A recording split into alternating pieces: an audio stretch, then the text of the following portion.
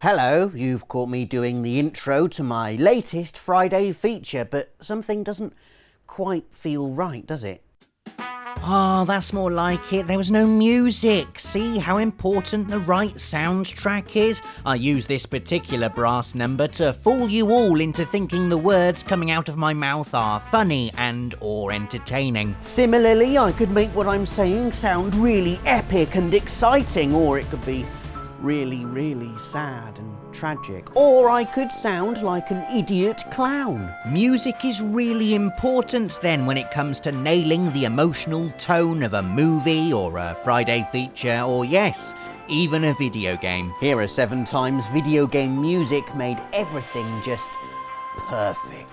Let's kick things off with Final Fantasy VII, and here come some big spoilers if after nearly 2 decades you still haven't played it. What's wrong with you? Ready? Okay, so if you're still with us, then you know about Aeris dying. It's only one of the most famous twists in video game history. You'll remember the fiery jolt of shock as Sephiroth's blade pierces her gut, her eyes widening in surprise, that really important in the end chunk of materia falling into the depths. Now ask yourself what comes into your mind when you recall that scene. I bet it's this theme. You might think this is an obvious choice, but I'm not talking about the initial sting. The real moment that makes our first entry is when Sephiroth buggers off and leaves us another little piece of his lovely mum to deal with. The game transitions into a boss battle, but the music lingers, echoing our numbness, our disbelief, our grief. The cruelly named Genova Life is a sideshow, a boss into which you'll empty your anger in the form of limit breaks and summons, and who'll collapse into a pile of meaningless gil and EXP without a second thought. It's a perfectly judged musical choice, Aeris' theme smothering what would, in any other circumstances, be a tense, fraught boss battle. But the music plays on and the mourning process begins by hacking an ancient alien life form to bits. Perfect. That was a bit sad, wasn't it? Let's cheer things up a bit with our second entry, which is from Journey. I've already droned pretentiously about how this game is a musical journey as well as a physical, visual and emotional one, so I won't bore you with that again, but I have to highlight this sequence which, as a moment, is up there with my all-time favourites in the entire medium. You're doing the sand surfing bit with the floating rag dolphins and everything is amazing. The action soars, the screen looks like it's on fire. You can almost feel the elation radiating from the game. And during this segment you can't help but be uplifted by the stirring musical score. Play, glide, absorb the positivity, it says. Then your wispy protagonist is flung into fresh air. The floating rag dolphins stream off into their continued happy place, good for them, but you stop. Gravity catches up and plummet into a pit of darkness and despair. The transition beautifully captured by this souring note here.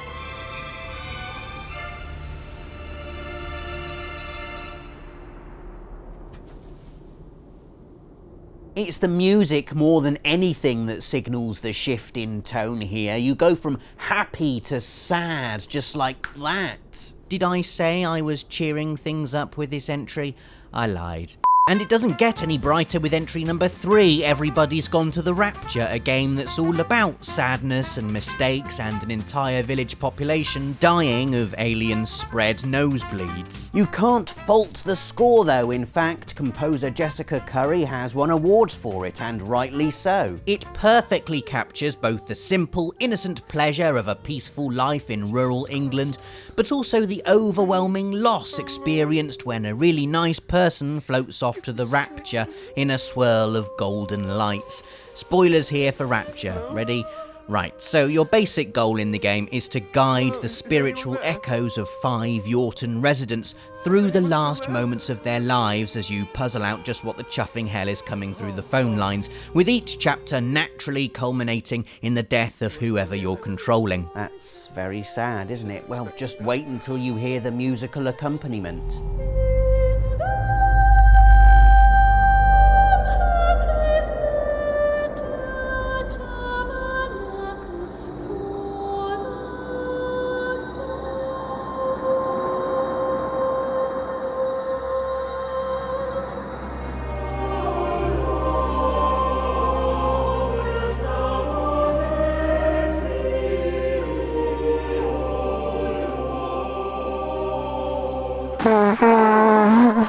Right, time for something not sad. How about that bit in BioShock Infinite where Booker and Elizabeth take shelter from the horrible multi-dimensional sky war happening outside by sitting down in this pub and playing music for a little bit. Not only is this a welcome change of pace from the relentless shooting things while dangling one-handed from a death-o rail, the song that Elizabeth sings, an early 20th century hymn called Will the Circle Be Unbroken, is wonderfully pertinent to the central plot of the game. Have a listen. Will the circle be unbroken by and by and by? See, will the circle be unbroken? That, of course, references the spoilers, continual time loop that Booker finds himself trapped in as he attempts to save Elizabeth. And also, is a better home awaiting in the sky, to which the unfortunate answer in the case of BioShock Infinite is no. Let's not take away from how beautiful this is though, a rare moment of peace and reflection amid the chaos of anarchy and war.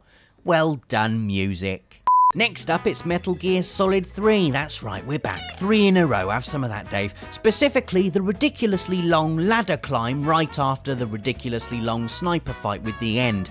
Seriously, only Metal Gear could make shoot a man and then climb a ladder last 2 hours. This is a perfect example of co-genius, an absurd bit of game design when you think about it, but one that makes you realise how brilliant the rest of the game is. The main theme drifts softly in. You reminisce about all the amazing things you've done up until that point, everything you've been through with Snake, all the bits of grass you've stayed still in for 20 minutes, every keratin frog you've shot, every time you've painted your face to look like a brick wall.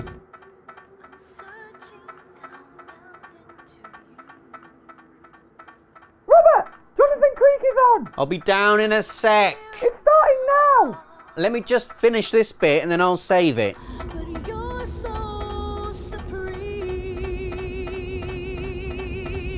I give my life, not for How long is this stupid ladder? Long. The game's broken. It's not broken. I've not got time for this. I'm turning it off. Mum. I want to know how the murderer disappeared from a locked room surrounded by lasers. Now come on! For our penultimate entry, I'm just going to play the menu screen of Kingdom Hearts for you, mainly because it's really easy to capture, but also for dearly beloved, the piece of music you're hearing now that sounds like what a piano might if it sat down under the stars thinking of all its long-lost friends. I love Kingdom Hearts, especially when I first played it back when I was 16. I was adrift in the unpredictable emotional tide of being that age, about to go to college, leaving many of my school friends behind, and this game, in particular this piece of music, always makes me think of change and moving on and drifting apart.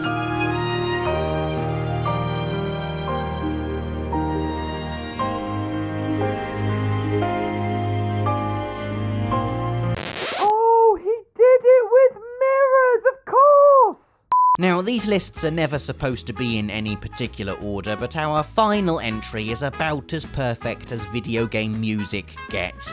Red Dead Redemption has a pretty decent original score, evoking both the beautiful emptiness of the American West and the quick-fire pulp action of Leone-style spaghetti westerns. The bit where you reach Nuevo Paraíso for the first time, however, and Jose Gonzalez's Far Away starts playing. Now that is just magic. It's such a contrast to everything that's come before, and such a fresh thing for Rockstar to just ask you to stop for a bit and listen to something nice. No gunslinging, no poker or hog-tying or galloping away from the law. Just a man on a horse in a big, beautiful world. Absorb it.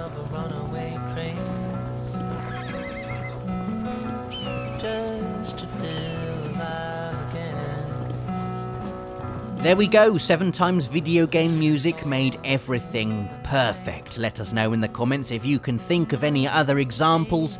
Like the video, because then I'll feel good about myself, and that's what's important. Subscribe if you haven't already, and join us again next week for another Friday feature. Thanks for watching.